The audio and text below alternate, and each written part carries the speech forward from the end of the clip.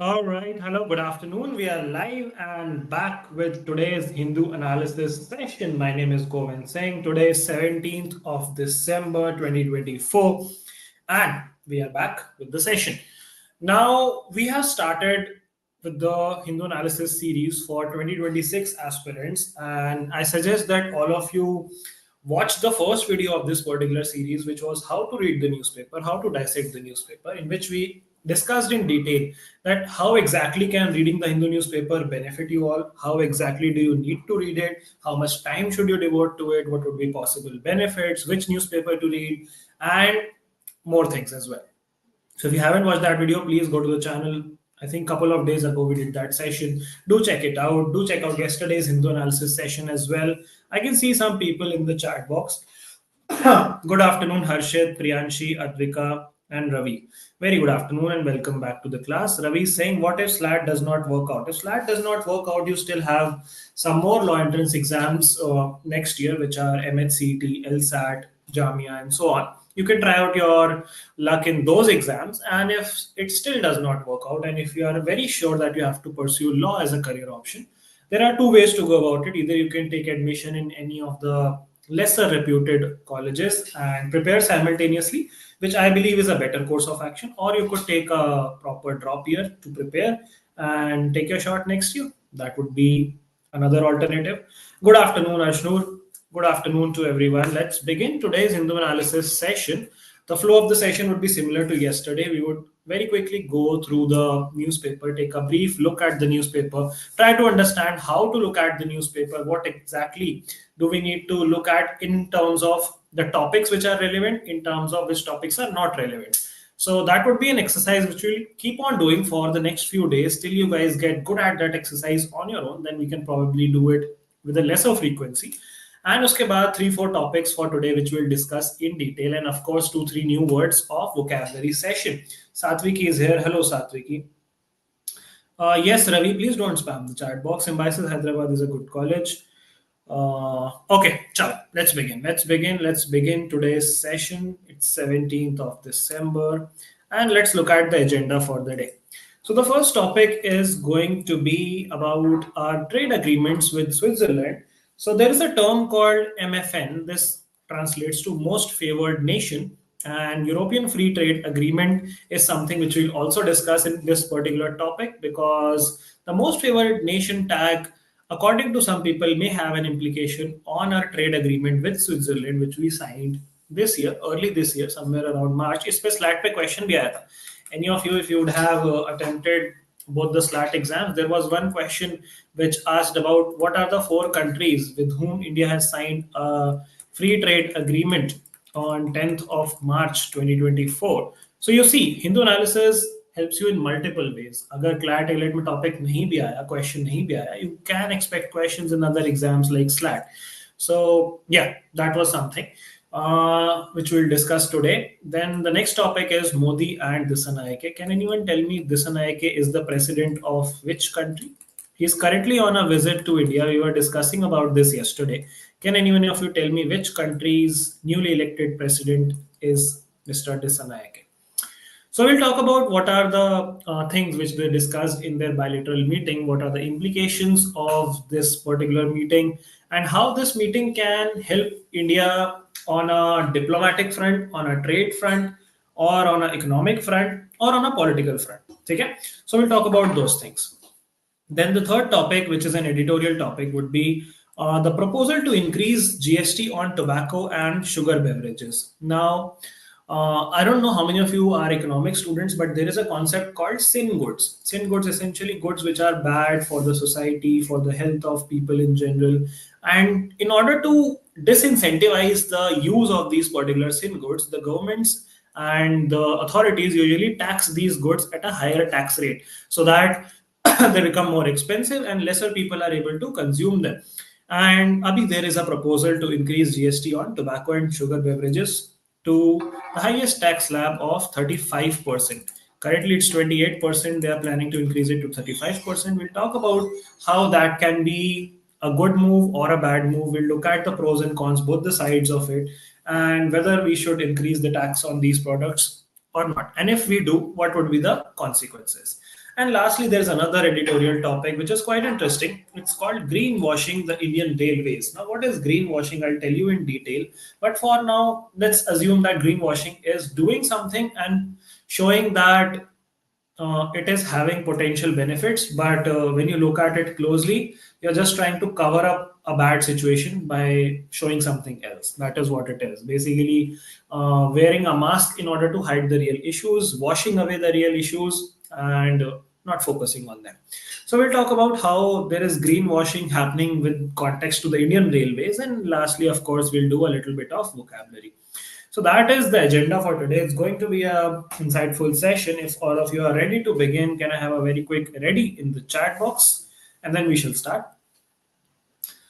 When would you start the Menti quiz? I would start it probably next year when we have more students on the stream attending the Hindu analysis regularly, because it would be more fun if we have at least 10-15 participants. As of now, the previous session, 2025 session, has ended and most people are on a break. Some people might be having exams, some people might be having winter breaks. I'm expecting more people to tune into the classes after January. So expect them to start in the second week of January. I am very excited to start the Minty quiz with you all. So your task is to bring as many people to the stream. The sooner you do that, the earlier we'll start with our Minty quiz. Advika has a question. Okay. Let me address that very quickly. I'm not getting top 8 NLUs. I'm going to give CUET like BHU, AU. And then with college, I will prepare for CLAT 2026. Is this good if I go for CUET instead of tier 3 NLUs? That's a personal preference, to be honest. And yes, you could definitely do that. Ultimately, you have to be clear whether you have to pursue law or if you are okay with leaving law as a career option, because CLAT would be equally unpredictable next year as well. So you don't know. You have to take your chances. I'm not demotivating you. I'm not saying next year you won't be able to make it. I really, really hope you do. But keep your options aligned in a manner that if CLAT does not go your way next year, touch wood, it does not, then are you okay with pursuing your graduation in your CUET wale domains, for example, BBA, BA, whatever stream you're going to join? If you're okay with that, then sure, go with CUET based colleges. But if you anyhow want to pursue law as a career option, then probably going with the tier 3 NLUs would make a little more sense. I hope this was helpful. Okay, chalo, let's begin. Araman is saying, can I get NLS at AIR 157? Seems a little tough if you are a general category student, but if you have any reservations, there might be a possibility. Do check out the cutoffs, do keep a close look on the merit list, keep your option floating, and hope for the best. Chalo. Let's begin our analysis for the day. Let's move to the newspaper for today, 17th of December. It's a Tuesday morning, not morning, up to it's afternoon, but chalo, let's begin. So I hope the newspaper is now visible to you on your screen. This is the Hindu newspaper. This is the Delhi edition. World chess champion D. Gukesh won the championship recently, became the youngest person to win the championship. We were talking about this yesterday. He defeated the Chinese opponent called Ding. And okay, let's look at the front page. Zakir Hussain, who beat a syncretic rhythm no more. Can anyone quickly tell me Zakir Hussain was famous for which instrument? चलो मैं answer नहीं दिखाऊंगा आपको. आप लोग को मुझे बताना है Zakir Hussain was called a maestro of which Indian classical instrument? Tabla is the right answer. Absolutely correct. He was a tabla maestro, a very, very proficient and famous tabla player. He unfortunately passed away yesterday, late evening. And yeah, may his soul rest in peace. So that was about his news. Then we have Modi and Dissanayake take up regional security issues. As we discussed, Dissanayake is the newly elected president of Sri Lanka, one of our neighboring countries. He's on a 3-day state visit to India, and they have been discussing multiple issues. Kalbi, we were talking about this. Today, they talked about issues like energy, issues like digital cooperation, issues like cooperation with respect to the territorial fishing which happens on the borders. Most of you might remember the Kacha Thiru Island issue. Some of you might have heard of the water body called Park Strait or Park Bay, जहाँ पे fishermen are usually very active from both the countries, Indian fishermen as well as Sri Lankan fishermen. We'll talk about this in detail, it's on our agenda. But yeah, this is about the first topic. Then moving on, this is city-based news. Pollution in Delhi is increasing again, and the CAQM is taking measures to curb it. CAQM is your organization, the body which looks at managing air pollution in Delhi. Commission for Air Quality Management is the full form. And yeah, although city news are not very important, but because it's right there, so I read it out for you. So we'll just skip through the city-based news because not relevant for us from a competitive POV. And also the state-based news and the politics-related news. We'll just quickly scan through this section and see if there is something important for us. If not, we'll just skim right past it. Nirmala Sitharaman, Mallikarjun Kharge face off in RS means Rajya Sabha over violations of constitutional norms. So this is just a regular day of Indian politics. Nothing serious here. This keeps on happening in the parliament. They talked about the Shah Bano case as well. All right, interesting, but not relevant for us. ULFA, one man arrested for planting IEDs during I Day. तो बहुत सारी short forms हैं यहाँ पे. सो आपका IEDs होता है improvised explosive device, basically a bomb in easier words. I Day is Independence Day, and yeah, so a person has been arrested. ULFA is a terrorist organization. I don't remember the full form.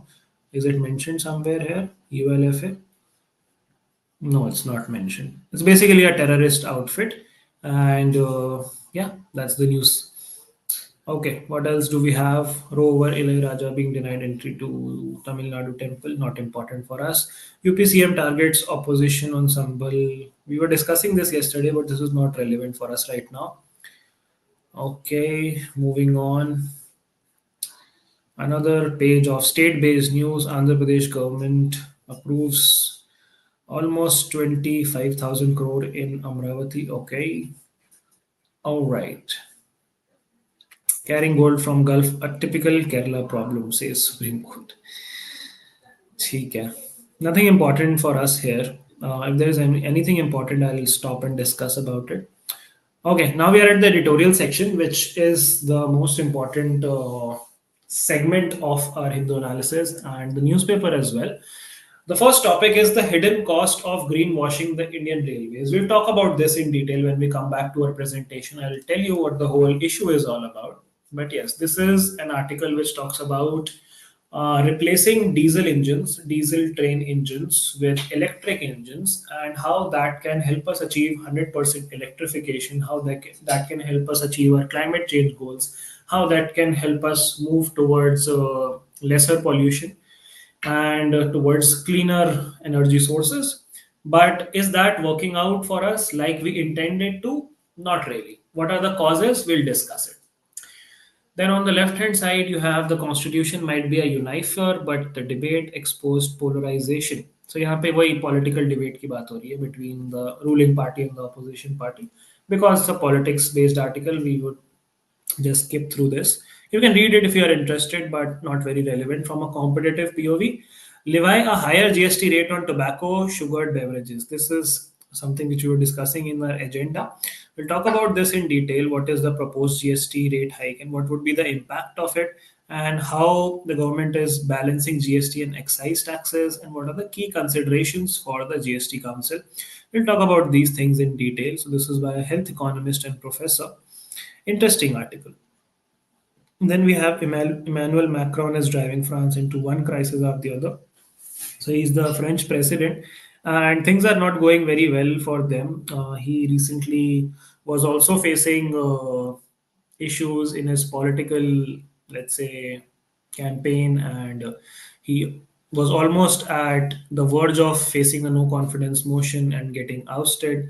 But ठीक है, because French politics is even lesser important for us, we will not really spend a lot of time on this. You just need to know France president's name is Emmanuel Macron for now.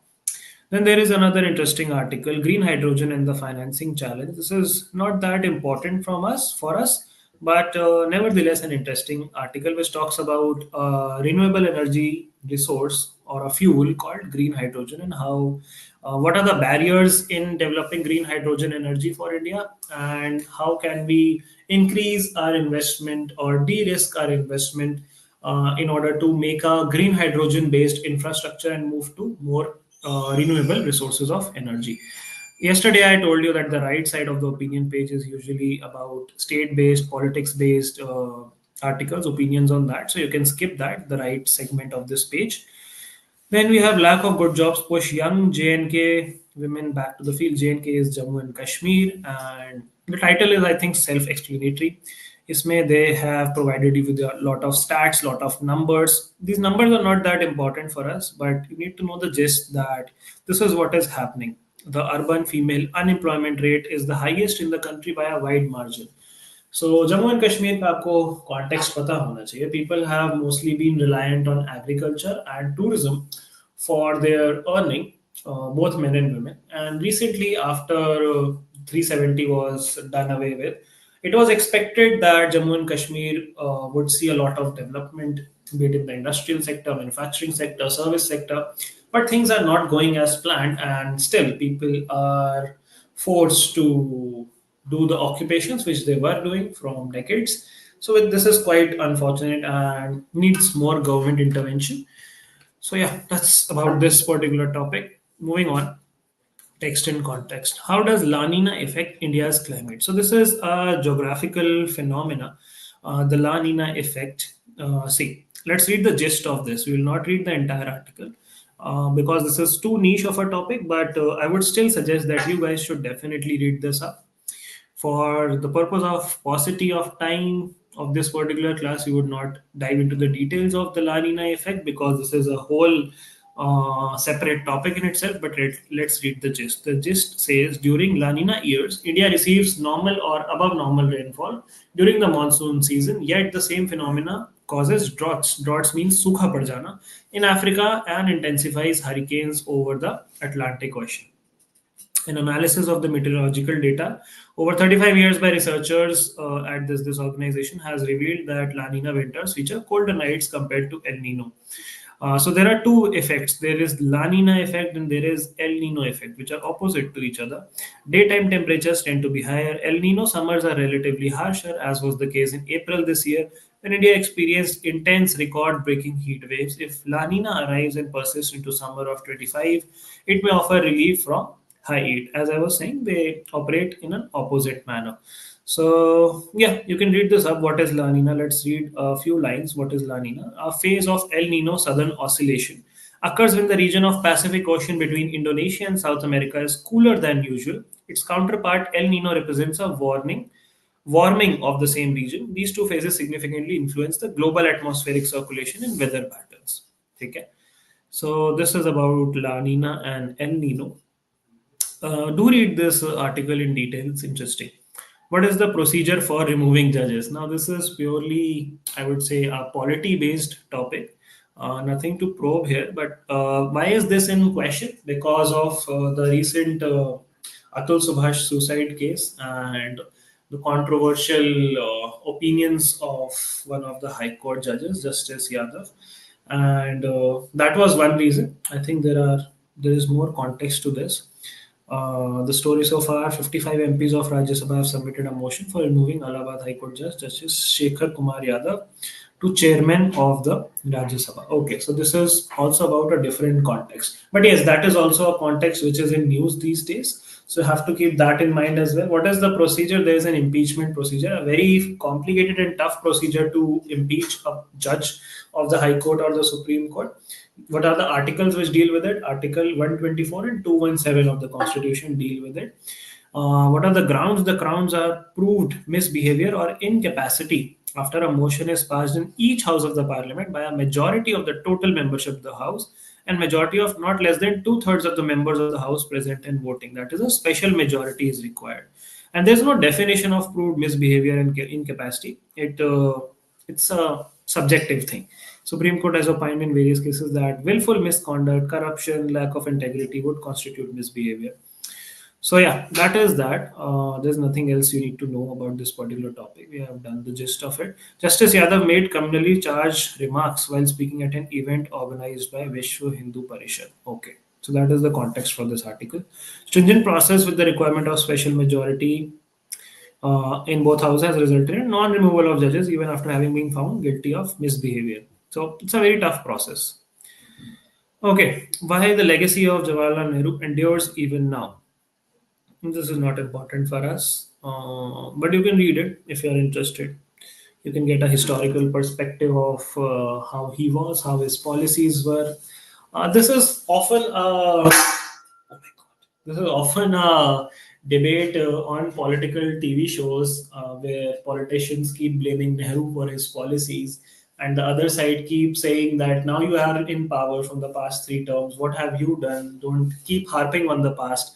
So that's a never-ending debate in Indian politics. But yes, this is an interesting article you can read about if you are interested in knowing a little bit of history, which you should, because looking at the patterns and looking at the papers of CLAT and ALET 2025, static GK is back with a bang, and it's good that you have good hold on your static GK as well. Shah meets families affected by Naxal violence in Bastar. Okay, we were talking about Naxalism yesterday as well. 11 Indians found dead at a restaurant in Georgia resort. Oh my god. What happened? Carbon monoxide poisoning happened. Activists move Supreme Court over UP Dharam Sansad's ads. Okay, not important. Center cautions OTT platforms against glorifying trucks. Hmm. Like all conflicts, the Ukraine war will end in negotiation, says Moldova minister. So Moldova is a region somewhere between Ukraine and Russia. It's near that particular region, and this guy is in news because recently we inaugurated a embassy of Moldova in New Delhi. S Jaishankar ji ने कल embassy inaugurate करी थी कल news में भी था ये so yeah he is the foreign minister of Moldova Mikhail Popsoy. Okay, moving on. Supreme Court says TM Krishna should not be recognized as a recipient of MS Subbalakshmi Award. Okay.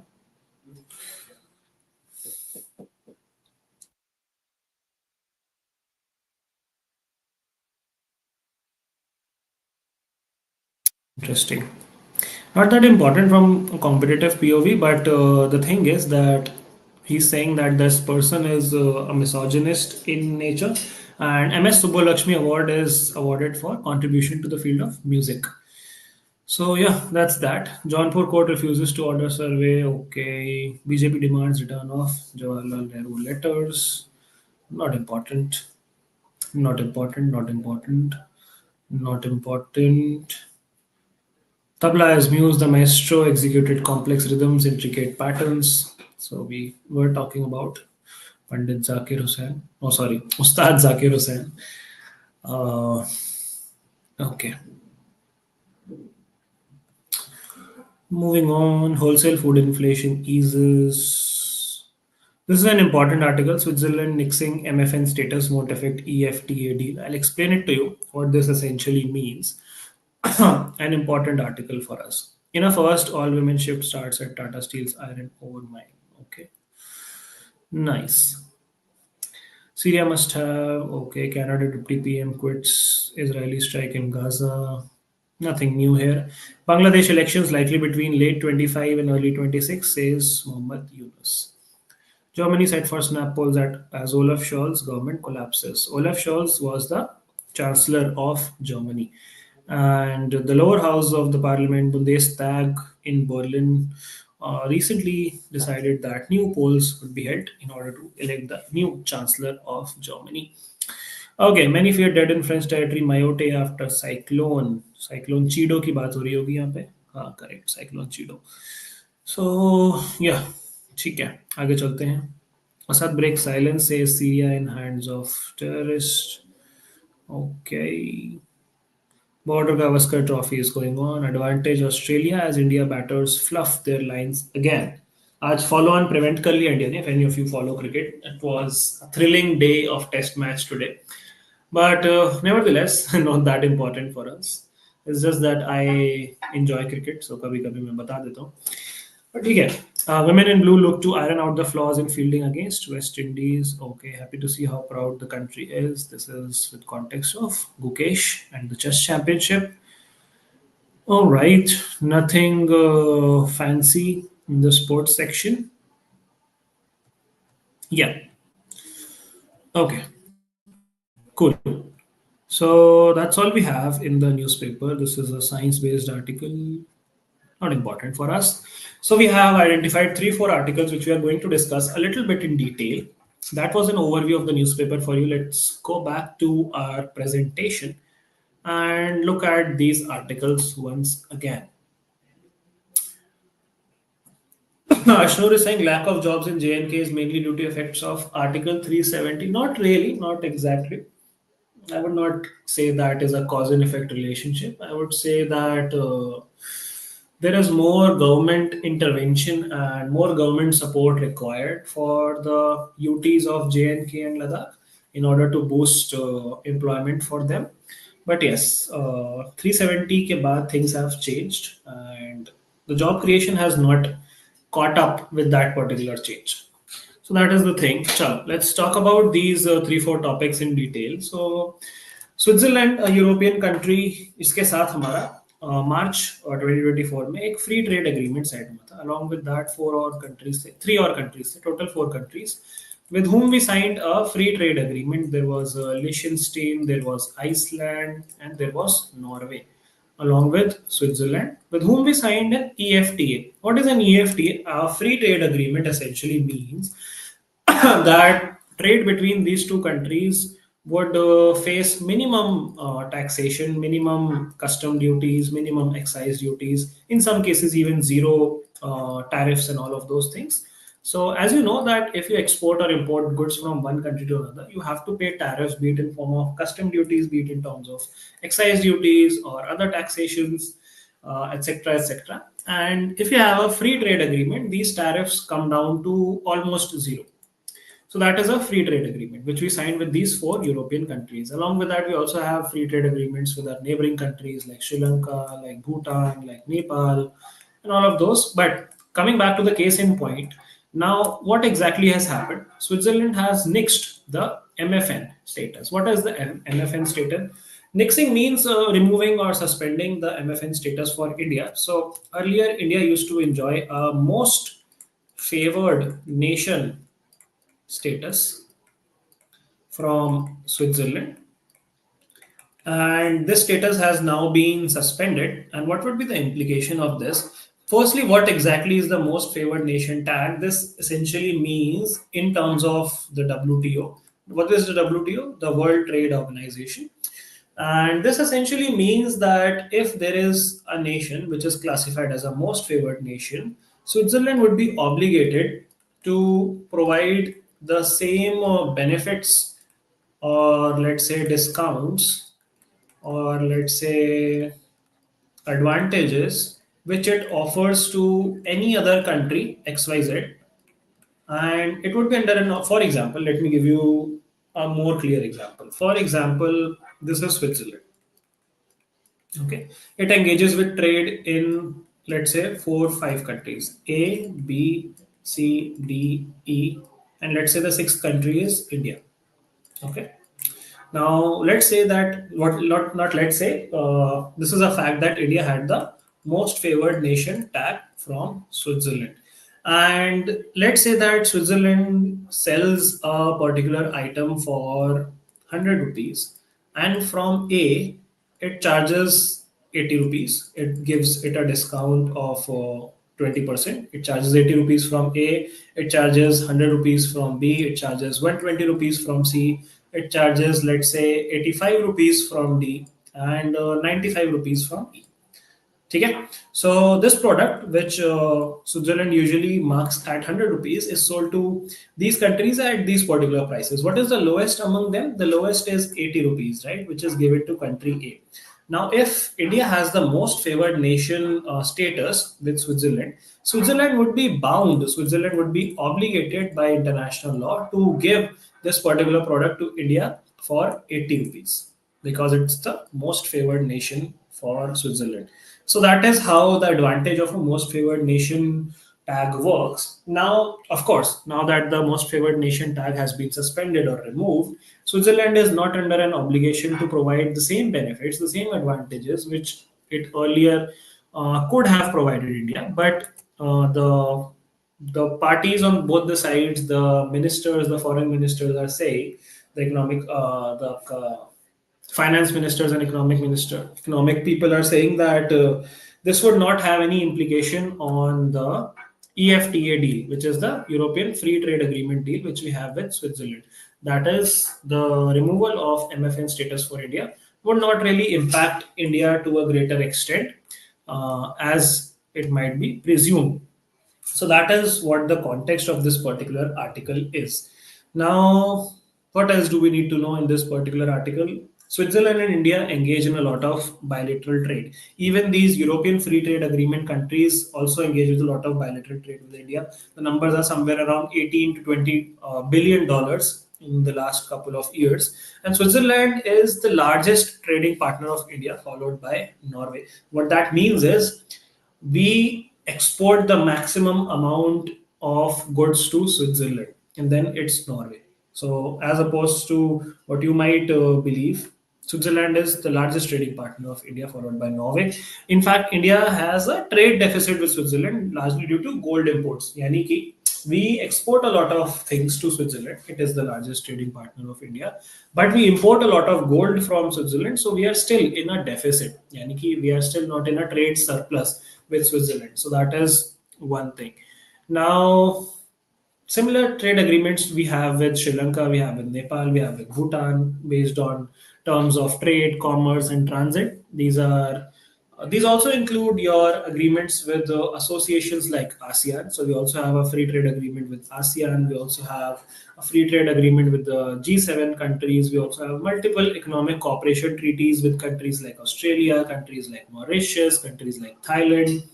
And there are multiple types of free trade agreements. There is regional free trade agreement, there is preferential trade agreement, there is economic partnership agreements. We don't need to go a lot into the depth of these, but just to give you a context that this is how international trade operates in context of imports and exports. Okay.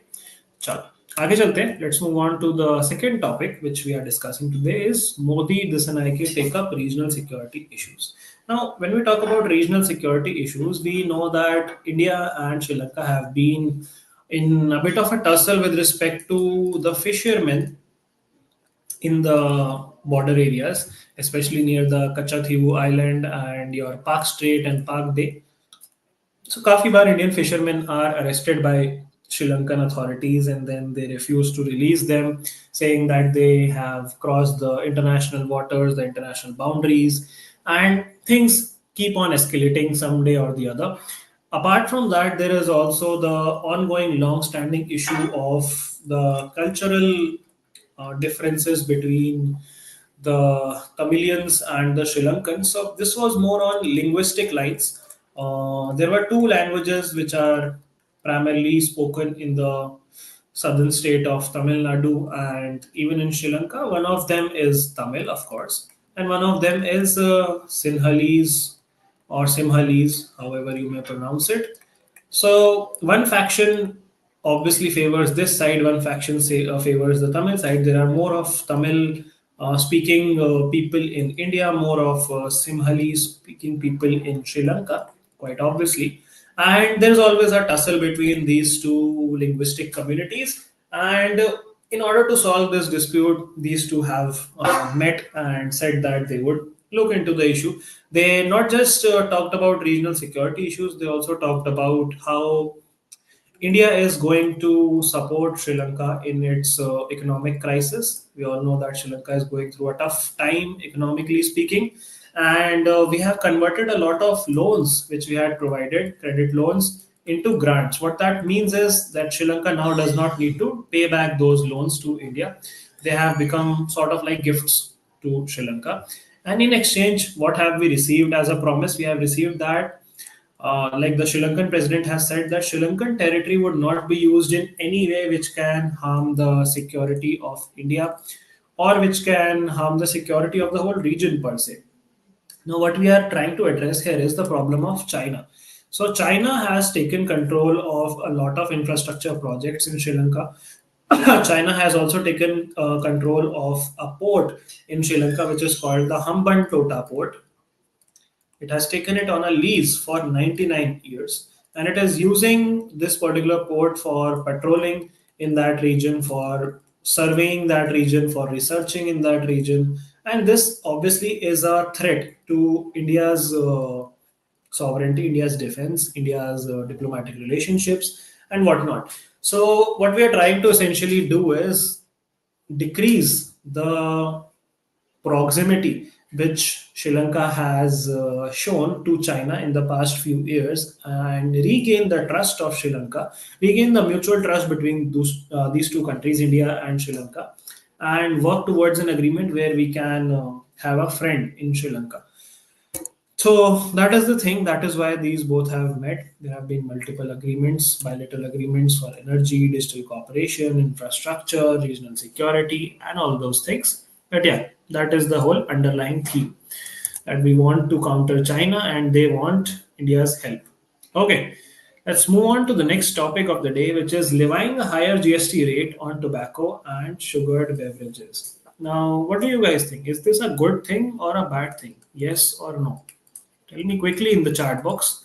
What are what are your opinion on having higher taxation on tobacco and sugared beverages? A good thing or a bad thing? Yes? Tanvi saying hello, sir. Hello, Tanvi. Welcome back to the stream. Good to have you here. Piyush is saying no. Okay. But why? Why do you think that it's not a good idea? Why should we not have higher taxation on same goods like tobacco and sugar beverages? Because it's quite clearly evident that these are detrimental to the health of people. They cause a host of diseases, they cause a host of health issues, and that is why government is planning to increase taxation till 35% on these particular commodities. Now, is that the real underlying purpose of increasing taxation? Is government actually concerned about your health? Well, maybe, maybe not. I don't know. I'm no one to comment on that. But there is another hidden reason which people often overlook is government के लिए tobacco, sugar products, even alcohol are a very big source of revenue generation. A lot of revenue, a lot of taxes come from these particular goods like tobacco, like alcohol, like sugared beverages. And by increasing this taxation, they are planning to increase this particular revenue as well. अगर statistics की बात करें तो if we just talk about tobacco, India is the second largest consumer of tobacco in the world. यानी कि India से ज्यादा सिर्फ एक कंट्री है जो टोबैको कंज्यूम करती है. इंडिया में 28.6% of adults above 15 years are consuming tobacco in some form or the other, which is a big number. 28.6% of adults above 15 का मतलब समझते हो आप? That is millions and millions of people. And out of this, 8.5% are students from age 13 to 15 who are using tobacco in some form. We all know that tobacco is a leading cause of a lot of diseases, lot of types of cancers as well. हम सबने I think movie theaters में ads देखे movie start होने से पहले मुकेश वाले. So it causes almost 3,000 to 4,000 deaths every day, tobacco alone. So a very big health crisis can happen due to tobacco. But again, government is trying to increase the taxation on tobacco and thinking that if we propose a GST hike to 35%, this would reduce tobacco consumption and this would also boost your tax revenue. So they're planning to take it up till 35%. What this article is arguing is that why stop at 35%? We should tax it at 40%. So if you are buying something for 100 rupees, you are going to pay 40% GST on it, which is going to take its price to 140 rupees. So if a tobacco product is 100 rupees, it would now cost 140 rupees to the consumer. And they believe that this would result in lesser consumption.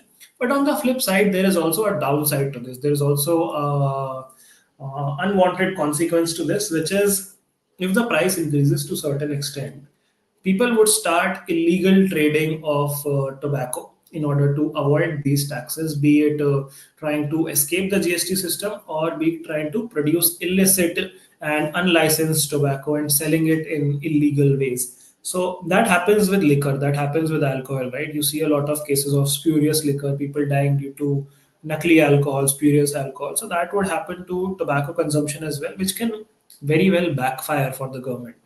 But अभी इनका projection ये है कि अगर हम 35% से 40% allow करते हैं GST, which is the highest slab which you can put on a product, then that would result in an increased revenue of 72 billion rupees. कि अगर आप 40% जीएसटी कर दो on tobacco products, that will lead to 72 billion rupees of additional revenue for the government, which is a hell lot of money. So that is what the article is all about. That we need to have a regulatory framework. We need to have the social acceptance of this idea that this is bad, tobacco consumption and sugary beverages consumption. Then we need to look at the illicit markets and how to control them. There's also a mention of a word called ad valorem tax in this particular article, which is important to discuss. What is ad valorem tax? Ad valorem is more of a Latin term which means as per value. This is also used in cases of property where the taxation and all of those things, the duties are decided based on the value of the property. So similarly, they are planning an ad valorem tax on, let's say, tobacco products and all of those things as well. Then there is another type of taxation, which is your value added tax, which replaced your sales tax, which was previously sales tax. अच्छा एक और factual information for you guys, which might be asked somewhere is, if you talk about GST, when was GST introduced in India? GST was introduced in the year 2017. If they ask you through which constitutional amendment, that would be 101st constitutional amendment. GST was introduced in India. Okay. GST is basically goods and service tax levied on supply on goods and services. This is essentially with the formula of one nation, one tax, where you remove maximum indirect taxes and replace it with GST. The governing body for GST is called the GST Council, and yeah, that's how it operates. So this is about this particular article, increasing taxes on GST rate on tobacco and sugar beverages. Okay.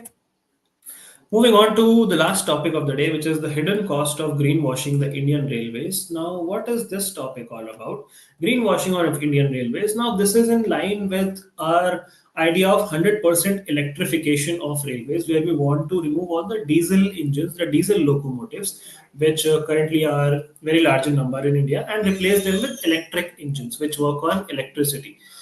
Now, what would that do is it would reduce our consumption of diesel. It would reduce our imports of crude oil, which would definitely also affect our trade imbalance, which would let us import lesser of crude oil and would save some money for the government. And not just that, we all know that fossil fuels and diesel consumption and all of those things are harmful for the environment as well. So on paper, this looks like a very fancy and a very utopian idea, a very good idea to replace diesel engines with electric engines. But is it actually a good idea? That is what this article addresses. Is it a good idea, or are we greenwashing the problem, or are we hiding the problem, or are we sidetracking from the problem? Is what this article probes. Now, what the article essentially, let's say, formulates or proposes is, जब आप diesel से electric की तरफ जा रहे हो, very good for that. But have you considered where are you getting your electricity from? Because electric engines, of course, need electricity. And what is the major source of electricity production in India? What is it? Can you guys take a guess? How are we producing most of our electricity? Any guesses?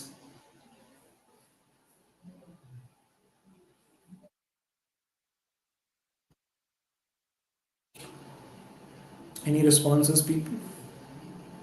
Thermal power plants. Absolutely correct. Coal se. So thermal power plants use coal as the primary ingredient to produce electricity. Almost 50% of our electricity comes from coal. Burning coal in thermal power plants. Hydro is very less percentage. Wind is very less percentage. Solar is very less percentage. Nuclear is to बहुत ही कम percentage. So these clean resources are still not that prominent in our country. So even if you are moving towards electric engines, you are still doing a lot of harm to the environment, because coal is very damaging to the environment as a resource. And 50% of your electricity is coming from coal, so you're not really helping the cause of environment, of course. So that is what the article tells you, that this is a greenwashing which is happening, where although the government is propagating that they're moving towards electric engines, but this would again not really resolve the greater problem at hand. Government is saying कि हम जो diesel locomotive engine हैं उनको export कर देंगे या उनको रख लेंगे. They are not going to scrap it 100%. The logic behind that is, in case of an emergency, for example, there is an earthquake and electricity lines are disrupted, then you might need diesel engines which are not dependent on electricity. So इस वजह से वो पूरा तरीके से scrap of नहीं कर रहे हैं डीजल लोकोमोटिव्स को. But yes, that is the rationale कि they have stabled or they have idled or stored लगभग 500-600 diesel locomotives, and the rest they are converting to electric engines. ठीक है. So that is the gist of the article, that 50% of electricity is being generated through coal powered thermal power plants. And the problem which we need to look at, which we need to also address, is कि coal, ठीक है आपने कोल पे यहाँ पे switch कर दिया, but does that really reduce the consumption of diesel as a fuel in India? Because a lot of road transport is still reliant on the use of diesel. I'm talking about trucks. So trucks form a major part of your let's say transportation network in India, where goods are transported from one place to the other. Freight trains, of course, form a major chunk, but trucks are still a very big contributor to consumption of diesel in India. And जब तक आप trucks को electrify नहीं करोगे, जब तक आप वो चीज को ईवी पे नहीं लेके जाओगे, तब तक जो है आपका डीजल का कंजम्पशन थोड़ा बहुत कम हो जाएगा, but it will not really solve the problem. So green railway is essentially a fantasy which although looks dreamy, but the truth behind it is something else, and that is why they are called it greenwashing. That they are showing that it is green, but they are washing away the real issue. And that is the gist of this particular article. You can read it for further facts and further opinions given by this particular author, but that is the whole premise. Okay? And that brings us to the end of our analysis, but we'll do a couple of words of vocabulary, 3 words of vocabulary. The first word for the day is presentiment, which means a feeling that something bad will happen. So a gut feel that kuch galat hone wala hai, that is called presentiment. A feel, a fear or suspicion, he had a presentiment of disaster. Okay. The next word is interlude. Interlude simply means a break in continuity. There will now be a 15-minute interlude. Interlude के synonyms है interval, interruption, hiatus. Hiatus का मतलब भी break होता है. And antonyms are continuation, continuity, and run. Okay, simple word, interlude. The third word is conscription. Conscription means the practice of ordering people by law to serve in the armed forces. You might have heard many countries have this law that most males, all males, and in some countries even females, have to serve at least some period of their life in the military. Can you guys give me some examples of such countries where it is mandatory to serve in the military for at least some amount of time, at least for the male population? Any examples of such countries where conscription is followed? Synonyms are induction, recruitment, draft. Antonyms are removal, discharge, dismissal. At the outbreak of war, young people knew they would soon face conscription into the army. Any examples of such countries? North Korea is an example. Singapore is an example. Israel is an example. All of these are valid examples of conscription. You guys are absolutely right. So one word is conscription, one is interlude, one is presentiment. Then Priyashi is saying, will the GK 6 p.m. Inside class by Salik sir start for 26? Yes, that would also most likely start next year when we have more students tuning into the sessions and people start gearing up towards the preparation of 2026. So definitely on the cards, definitely would be starting. Till then, we will follow the schedule which we were following, that 3 p.m. would be Hindu analysis and 8 p.m. would be your subject-wise classes, and आपका क्या कहते हैं, Saturdays and Sundays would be GK classes by Salik sir. So that is the plan for now. With January coming, we would definitely make some changes to the plan and keep on adding more insightful sessions and videos for you. But yes, for now, stay tuned to the channel, subscribe, like this particular video if this was helpful, share it with your friends, bring more people to the stream, bring more 26 aspirants, because that would help us plan more things for you guys. That would help us start Minty quiz very soon. And yes, I'm looking forward to it. ठीक है, चलो, that's all for today guys. Thank you so much. Where we will be find recent landmark judgments. थोड़ा Google करो, search करो, मिल जाएगा सब कुछ. One you can also refer to legal marathon, उसमें भी हमने डिस्कस किया था एक दो बार. ठीक है, चलो, that's all for today guys. Thank you so much. You have been a lovely audience. I'll see you tomorrow. I'll not see you tomorrow. Salik sir would see you tomorrow in the analysis. I won't be available tomorrow. But yes, thank you so much. Take care, keep learning, keep preparing. Signing off.